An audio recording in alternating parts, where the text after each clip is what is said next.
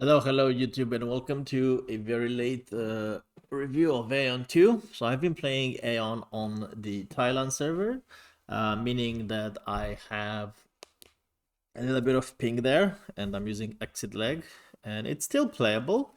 However, most classes that you could play in a decent way is Gladiator, Templar, probably Cleric, and Ranger. But the other classes like Assassin and probably Mage and Spearmaster is a little bit more harder to play. So first things first, what I like about Aeon 2 are the cinematics. As you can see, look at this boss. He looks absolutely awesome. And I do love these intertwined, little stories and cinematic parts that are happening throughout the gameplay. All right, this is a recorded video that I haven't published yet on YouTube, just because this is where I did level 45, but I have a lot of background chat with people, and I just didn't want to post it. I was streaming at the time, and on Twitch, it was like some time ago, so Twitch kind of made it disappear after, unfortunately. So I didn't get to do that to edit anything, but the gameplay is quite nice. I do die a couple of times here, but I do manage to get the boss down eventually. These cinematics are very, very good, and it really helps you be in an immersive way in your campaign and the story. And bear in mind, level 45 is not the end of the campaign. There will be an update in the future where we will be level 50. Now, regarding the gameplay of the game, it is okay. It's better than most games. It's also an Unreal Engine 5 game, the first of its kind to actually have a decent flow to the game, and where it actually feels good pressing your buttons. That being said, for someone like me who plays a lot, like who prefers very fast action type MMORPGs, which are very rare and in between nowadays. Like I do feel the lag a little bit sometimes, especially when you're trying to dodge like the boss AoEs, and you dodge, and then you try to do a perfect dodge, but then at the same time it doesn't really register, as you can see, and you just take damage just because you have ping. So I'm sure the game will feel way better once it's released on Europe, and I'm pretty sure I'm going to play probably an assassin and a gladiator. Those will be my two main classes that I'm going to focus on and see how they work out. I played Templar here just because I wanted to see how it is. However, I really like it's the fact that the first four skills on the bar, the fact that I'm forced to use certain skills, and the game doesn't currently have an option to change those skills with something else. That's something that really kind of pisses me off. But other than that, it's pretty decent. I would say this is a very good example of and like a pioneer in its industry where using Unreal 5 engine in an MMO and be successful at it, like there's the game moves very well. There's no delays. I'm sure if you play in Asia or in Korea where you have lower ping, the game feels even better. It's fast paced, kind of fast paced for its you know type of game.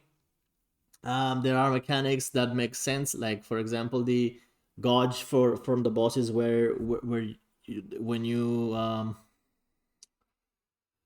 deplete their gauge, they're like stunned for a moment, and you use your E skill to do a shit ton of damage. So yeah, the game has a sense of it, of what's going on, and the end game is just full of dungeons that you need to do with people. I don't really like the RNG part of it, where there's I think there's like too much RNG involved, and there's a you could buy your gear from the auction house if you have the kina for it, or you can craft it. It's good that you have a crafting method. However, in order for you to craft it, if you don't have Kina, you have to just go and gather a lot of stuff, which is basically trading your time for either gathering crafting materials and selling them on the auction house, probably at the beginning because they'll be more expensive, to gather some Kina there. And you could also just outright buy the weapon. Or I think what other people will do is they will probably buy Kina from like a third party website, as it happens most of the times, and they're just gonna buy their gold weapons, crafted gold weapons or whatever, from the auction house, just so they can advance further on, because the gear score that you have, as you can see in the middle below the level, allows you to do harder dungeons in this game. And so by having that requirement to do endgame dungeons, that's why people are kind of farming the materials, they want to plus them and so on. And there's also the fact that there's two different type of gear, which, like, you have PV gear, which is the crafted gear, but you also have PvP gear, and this cinematic is extremely well done, because of the Unreal 5 engine, and you can see how beautiful the game looks, how big it looks. I do like the instance dungeons here, even though people can't help you during the campaign. Like, look at this guy, how he looks, man. I mean, I'm pretty sure you have like a similar costume maybe in the game. But yeah, it looks awesome. You'll probably be able to have that costume in the future. I'm 100% sure there'll be something similar to that. But look at this, like how many games look like this and make sense, and they have these beautiful graphics and stories, you know? I think they really did a good job when it came to this. And hopefully this will pave the way for future games to also use the engine in this way, so that we can have a variety of games with new engines that make sense, that are beautiful, and that the gameplay is smooth. There's a lot of RNG involved when it comes to upgrading your gear, and I think as a casual, without the subscriptions, it takes you a little bit longer to farm the gear. People reach like 2.3 or 2.4k gear score even without these subscriptions, just because you went and you could craft your gear, and if you were lucky, you could proc like a yellow grade weapon, and you could plus that and use that to raise your gear score.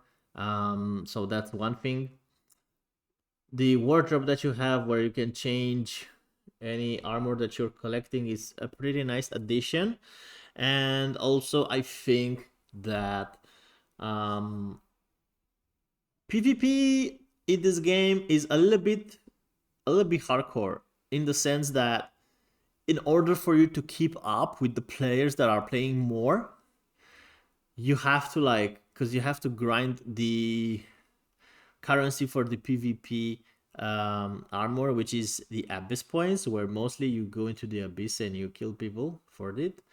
We don't really have Fortresses ATM available, which is a bit sad. I'm not sure I'm gonna continue playing right now, because I am focused on Black Desert. As you saw, I have a lot of streams that there's been Calpheon Ball and stuff, and I'm just focused on that until probably Aion releases on Europe. Not sure if I'm gonna continue right now playing on Thailand, just because I would like to try other classes. And there's also this part that I don't like, and I think they're gonna change it for the global release. Is the a part of the horizontal progression where, and hopefully I say this right. Hopefully it's horizontal and vertical, right? Where, aside from the dungeons that you do with every character that you level up, because you have to do them. Okay, let's say those are not account wide. Let's say you do them. Okay, I don't mind doing farming the dungeons. It doesn't take that long. But the fact that you need to collect shards for every character that you level up, that's something that needs to be like the feathers. That's something that they need to put account wide, because it's very difficult to do. It's also super boring. and having to do that with every single character is something that is extremely unfun to do, and I'm 100% sure that they will make it account wide for the global release, because people are gonna complain a shit ton if they don't do that, and I don't think they want that. Regarding the skills, passive and active leveling up, they're pretty straightforward. You just put your points that you are gathering through the side dungeons and for leveling up into the skills that you prefer to use. A lot of the times I use it in debilitating smash, as you can see here, because it has a armor reduction and it does a lot of damage. It's a frontal AoE, so it's pretty good for group and bosses. And I used to not put skills in my primary, like 1, 2, 3, 4 skills, that just because I didn't like them too much. I used to put it in the first skill in warding strike, and that's it. However, given the fact that you can't really change them and you're gonna use them anyway, I would suggest that you also put some points in like the shield smite. And honestly, the charge up sword, I don't really like any of the bonuses that I have on it, so I didn't really upgrade it too much. It's only upgraded because of the passive points. So as you can see, I have level 10 on the shield smite, 12 on the warding strike, and barely 6 on the charging up AoE part. So yeah, not really putting that a lot of points into that. I do have a lot of points put into right click. So that's really something that you're gonna spam a lot. I have minus MP on it, and it really helps with spamming, because you know we all love to spam. um, yeah, that's kind of it for the game for me, I guess. Oh, I put some points in Annihilate Strike just to see how the multi-hit hits feels. I don't really feel the multi-hit, to be honest, and it's a single target spell. It's not AOE, and not really feeling it too much. But you know, whatever. It's a skill. I use it and I just put points in it. The stigma skills, I really went and put it everything in the third skill that you see there, just because it gives a shield to my entire party. So that one, this one, Nezikan shield, I just upgraded it to level 10 just to have, as you can see, plus 20% all element tolerance on the group, and plus 20-second more protective shield duration, and it gives stuff for the party members as well. So I just maxed that out after I did level 45 just to be useful in the party, you know. I think that's a very important skill that you can use for your party. But yeah, there's also a lot of other stuff that Templars are good at. For example, you will need a Templar for the most endgame dungeons in the game. Probably not for the first ones, so the fact that you don't really need a tank for the beginning dungeons at 45 might be a little bit, not great as a tank, but you will need a tank for the hardest bosses in the game. So, we'll see how that works out on Europe. But you also have passive that increase your party's attack power, so you're not really all that bad. The only problem is that your damage is very low. As you can see here, there's also like passives for Ariel is for PvE and Asphalt for PvP, and those are and again very hard to get. You really need to do specific content for them, and some people just bypass that by, I guess, throwing money at the game. I'm not really sure that you can pay to win as much as people think, in the sense that you would have to spend thousands upon thousands of euros just to be relevant, whereas a guy who just pays a player who just pays the subscription and gets a little bit of help from that because you get access to the auction house, you can be pretty far ahead with just having the subscription. You don't really need to throw money at the game to be relevant, and your relevancy by throwing thousands of euros on the game will probably last for maximum maximum 2 months, until everybody else comes and have similar gear as you, and by that time you won't be that relevant anymore. So I don't know if throwing that much money to the game means it's pay to win. Obviously, there are some pay to win elements to any game that is free to play, and has like an optional subscription. And this is also like an Asian game. So, most games that come from Asia are like this. It's pretty, I would say, unrealistic to think that any game made and that came from Asia and it's coming to the European market doesn't have a pay to win or gacha element in it, because they all do. It's just a matter of context whether you are relevant enough to compete without paying to win, which in Aion you kind of are, at least if you play the game. And if you have like a group of people and if you're doing all the content and you're collecting all the feathers, yeah, you will be good. You'll be fine. You're not gonna be necessarily farmed, and even if you get farmed in the abyss, people that are ganking others, they're not really gonna get abyss points. That's the thing. You have to kind of like solo kill people to get an amount of abyss points that's good, because and let me give me a second, because you need the abyss points that you get are gonna be split up among everybody that hit that player. So you don't really want a large amount of players that happen unless you're gonna go and fight another group of players, right? And you kill everyone. So that's that. Um, the game has its ups and downs. I would say and it's also like not really. They're still working on the UI for PC. At least that's what they said for the global release, which is good news.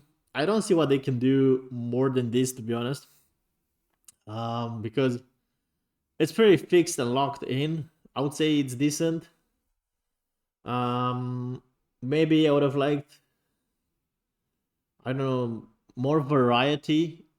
The thing about me personally is that I like variety in a game, and Aion is just released, so I don't really have a ton of variety when it comes to classes, skill in depth, and all that. You're basically either gonna have like a PvP build or a PvE AoE build or whatever, and there's not a lot of variety for me.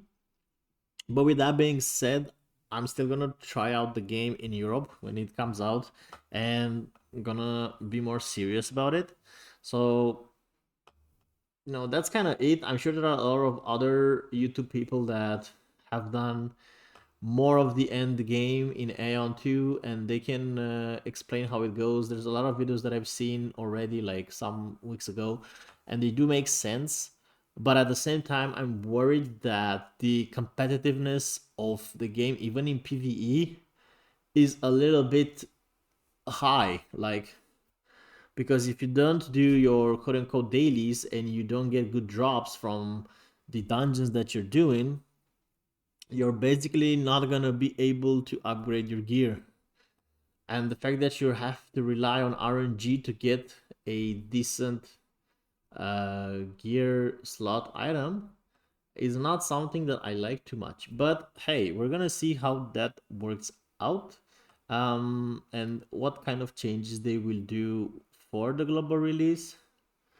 As you can see here, I had a lot of I was debating, well, this shield and so the costumes look incredible. So this is a big plus for the game, I would say. And as you can see, the graphics and all that, look at this detail and the armor, man. Aeon has always had this thing about it, like the details, the armors, even in Aeon 1, I loved it so much.